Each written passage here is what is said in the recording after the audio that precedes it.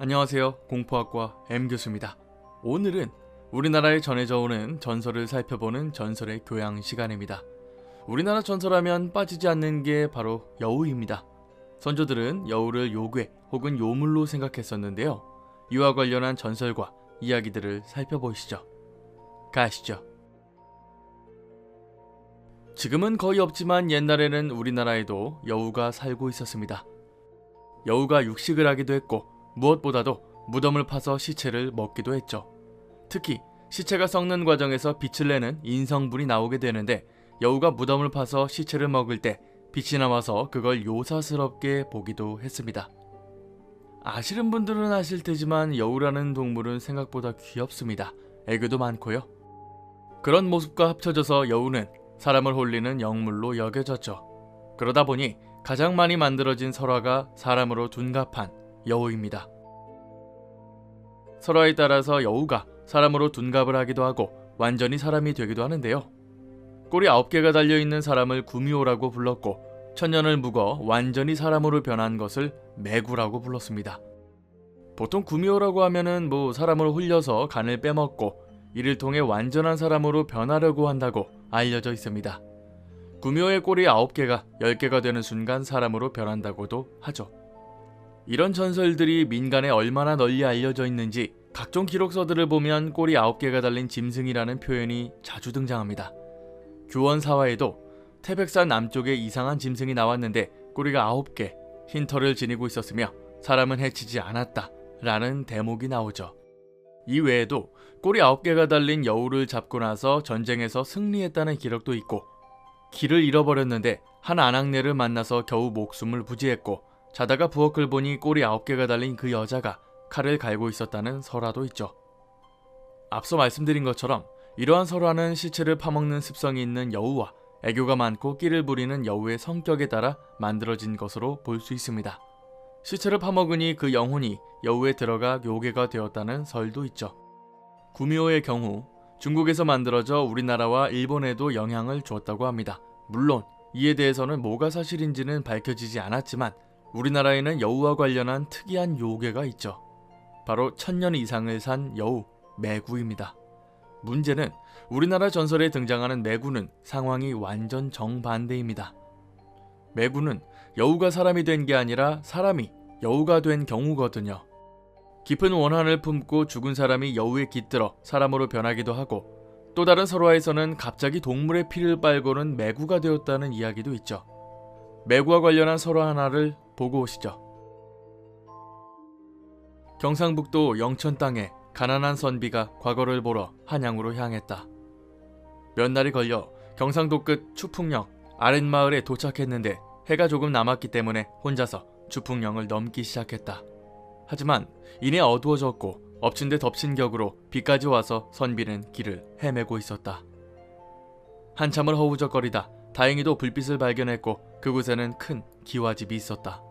선비가 문을 두들겼지만 인기척이 없었고 하는 수 없이 처마 끝에서 하룻밤 자려고 했는데 어디선가 소복을 곱게 입은 여인이 선비 앞에 나타났다. 선비는 과거를 보러 가는 길이니 잠시 비만 피하게 해달라고 부탁했고 사정이 딱한 선비를 보고는 어쩔 수 없이 여인이 이를 승낙했다.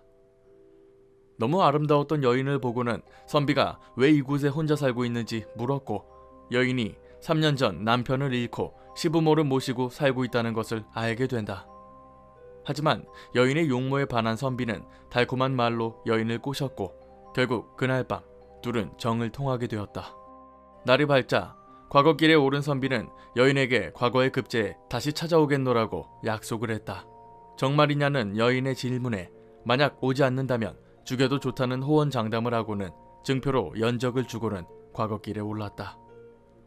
그리고 과거에 급제한 선비는 다시 그 여인을 생각하지만 혹여 과부와 눈이 맞았다는 사실이 자신의 출세길을 막을 것이라고 생각하고 여인을 찾지 않았다. 선비는 자신이 살고 있던 고을에 수령으로 금유한양을 했고 참한 색시를 얻어 아들까지 낳고 행복한 생활을 이어갔다. 그렇게 2년이 지났을 무렵 고을에 기이한 일들이 생기기 시작한다. 밤마다 아이들이 없어지고 가축이 죽어나갔다. 선비는 나졸들을 시켜 마을을 순찰하게 했는데 마을을 살피던 나졸들은 뭔가가 한 집안에서 담을 넘어 나오는 걸 봤다고 말했다. 그것은 사람처럼 옷을 입고 두 발로 서 있었으나 머리는 길게 백발로 늘어지고 얼굴에 털이 나 있었으며 주둥이가 긴 게 사람이 아닌 여우 같았다. 나졸들이 달려들었지만 사람의 옷을 입고 있는 그것은 허공으로 치솟아서 지붕을 타고 사라졌다. 나졸들은 자신이 본 그것이 여우 귀신인 매구라고 생각했고 그 얘기를 들은 사람들은 공포에 떨었다. 보고를 받은 선비는 매구의 짓을 어떻게 막아야 되나 고민하고 있었는데 어느 날 관아로 향하는 선비 앞에 백발의 여인이 나타나 화가 난 얼굴로 선비를 노려보고 있었다. 선비는 이것이 매구라고 생각하고는 누구냐고 고함을 쳤고 선비를 노려보던 매구가 말하길 진정 나를 모르겠는가? 그렇다면 이것을 보아라 하며 품에서 연적을 꺼내 땅바닥에 던졌다. 그제서야 정신이 번쩍 든 선비는 수년 전의 추풍령에서 여인과의 약속이 하나하나 머릿속에 그려졌다. 놀라고 있던 선비를 노려보던 매구는 가족을 보호하고 싶다면 오늘 밤 진시에 동구 밖 고목나무 앞으로 나오라고 말하고는 홀연 사라졌다. 당황한 선비는 관아에서 고심을 하다가 저녁이 되자 칼을 갈아 소매에 넣었고 나졸들을 불러 몰래 따라오라고 명령을 내리곤 고목나무로 향했다. 매구는 선비에게 자신을 따라오라고 손짓했고 선비는 매구의 등을 보자 소매에 있는 칼을 꺼내 여인을 찌르고 나졸들을 불렀다. 나졸들과 선비는 매구를 난자하게 찔렀으나 매구는 점점 얼굴이 여우처럼 변하기 시작했다. 그리고 선비를 노려보고는 울분을 토했다. 그와의 일을 알게 된 시부모와 사람들에게 수모를 당하면서 너만 믿고 기다리다가 지쳐서 목을 메어 죽었다. 이 안 맺힌 혼이 갈 곳 없이 헤매다 여우의 몸을 빌어 매구가 되어 복수심에 잔악한 짓을 저질렀지만 사람을 해친 걸 후회했다. 그로 원한을 풀기에 치성이나 들여달라고 너에게 간청하려고 했건만 사람을 불러 나를 또 해하려고 하다니 또다시 너를 믿은 내가 후회가 되는구나. 매구의 원한 맺힌 목소리에 넋이 나간 선비는 그제서야 목이 잘려져 쓰러지는 나졸들의 모습을 보았고 비명을 지르며 잘못했으니 살려달라고 애원을 했다. 하지만 매구는 선비의 말이 끝나기도 전에 선비의 목을 물어뜯었고 선비는 그 자리에서 목숨을 잃었다. 그 후로도 매구는 마을에 나타나 사람들을 해쳤고 매구에 떨던 마을 사람들이 도망을 치고 마을은 폐허로 변하고 말았다. 매구는 구미호와 성격이 완전히 다르고 더 무서운 존재로 그려집니다.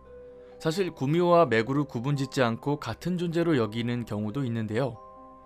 확실한 건 구미호는 여우가 사람으로 매구는 사람이 여우로 변했다는 거죠. 참 특이하게도 호랑이가 가장 무서웠던 존재였던 게 맞는데 설화에는 여우가 훨씬 많이 등장합니다. 그만큼 사람들에게 더 강렬한 인상을 줬던 동물이었겠죠. 오늘 전설의 교양 시간은 여기까지입니다. 재밌게 봐주셨다면 공포학과에 입학 부탁드립니다. 공포학과 M교수였습니다.